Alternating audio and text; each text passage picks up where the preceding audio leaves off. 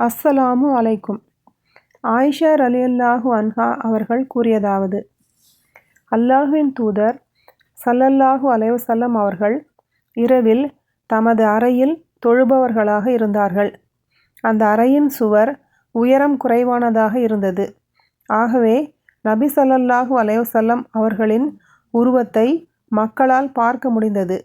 அப்போது மக்களில் சிலர் நபி ஸல்லல்லாஹு அலைஹி வஸல்லம் அவர்களை பின்பற்றி சுவருக்கு அப்பால் நின்று தொழலாயினர்.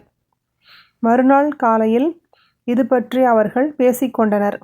2ஆம் நாளில் நபி ஸல்லல்லாஹு அலைஹி வஸல்லம் அவர்கள் இரவு தொழுகைக்காக எழுந்தபோது அப்போதும் சிலர் அவர்களுடன் எழுந்து அவர்களை பின்பற்றி தொழலாயினர். இவ்வாறு 2 அல்லது 3 இரவுகள் செய்தனர். அதன் பின்னர் அல்லாஹ்வின் தூதர் ஸல்லல்லாஹு அலைஹி வஸல்லம் அவர்கள் அந்த இடத்திற்கு தொழ வராமல் வீட்டிலேயே அமர்ந்து விட்டார்கள். காலையில் மக்கள் இது பற்றி நபி அவர்களிடம் பேசியபோது, இரவு தொழுகை உங்கள் மீது கடமையாக்கப்பட்டு விடுமோ என நான் அஞ்சினேன், அதனால்தான் நான் வரவில்லை என்று கூறினார்கள். புகாரி 729.